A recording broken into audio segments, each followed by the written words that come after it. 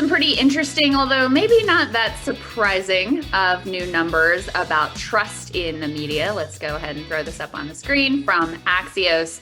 For the first time ever, fewer than half of all Americans have trust in traditional media. I wonder why that is, Sagar. Yes, very curious. So we have a great and the perfect guest in order to join us, Matt Taibbi. He's journalist and founder of Taibbi.substack.com, also author of Hate Inc., a very prescient book. Good to see you, Matt. Thanks for joining us, man.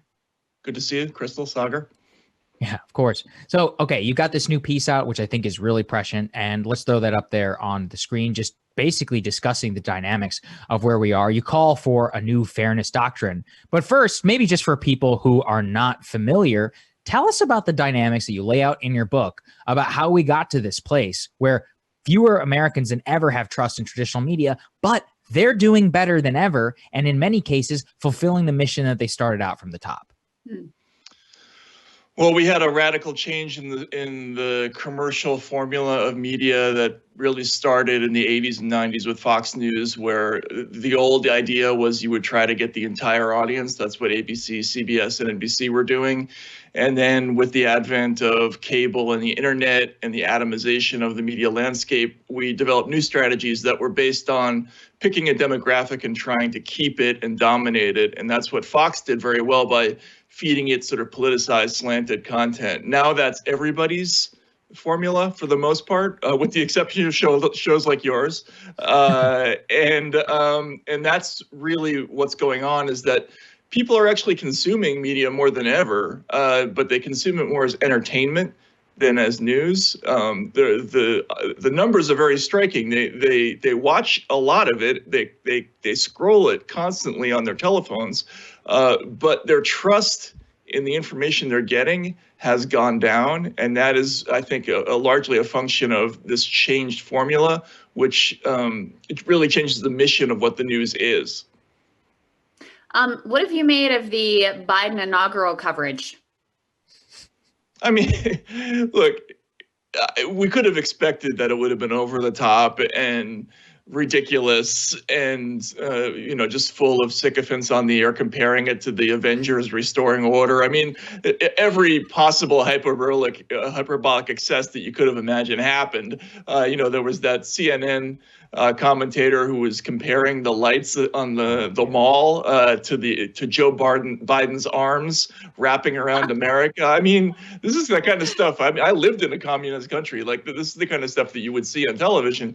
It's absurd, but I think that the more dramatic problem was, for instance, they hyped us up for weeks to worry about demonstrations in all 50 states. Armed uprisings, people storming the Capitol, the possibility of Trump declaring martial law. What if he invokes the Insurrection Act? Like, these were all big stories, and they just disappeared. Like, there wasn't even any follow up, even just to say, it was a real threat, but it didn't happen. And that's why we don't trust the media anymore, is because they're constantly stoking us to worry about stuff, and then they just drop it if the news doesn't go in the direction of further sensation. Matt, so we could sit here and dunk on these people all day. What do we do about it? Yeah, you that's what you propose. What do we do about it? I think you have some interesting ideas about how we could actually fix it. Well, I do think that there's a significant audience out there, and that if you were to build a new channel that was based around loosely the principles of the fairness doctrine. I think people misunderstand what the fairness doctrine was. It didn't mandate that you have balance within a program, that you give absolute equivalent amounts of airtime to each point of view. You didn't have to give credence to points of view that were illegitimate, but you did have to occasionally explore alternative points of view on the channel, and just even that minimal requirement in a new news channel that was additionally, I think, devoted more to the mission of credibility than ratings. I think it would have a huge audience, and it would do very, very well. And there's a desperate need for it, because even people who can't stand Donald Trump are turning on the television and just saying, I just want to know what the basics are, and I don't know where to get it. And that's a problem. I think there's a real appetite for that direction. So are you talking about Just a new venture? Or are you talking about some sort of reinstatement of the fairness doctrine at the federal government level?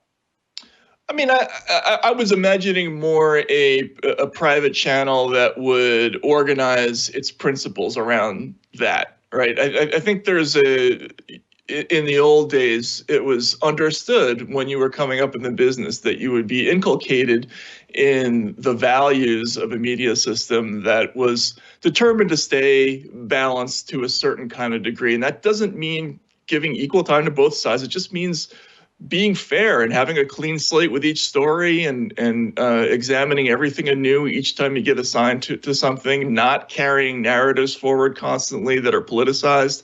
I think a new channel that was organized around those values would do really, really well. That's just all I'm saying. Yeah, no, I think you're exactly right, Matt. And basically, I think that's the only way out of all this nonsense. Thank you for joining us, man. We really appreciate it. Always great to see Thank you to both. Take care.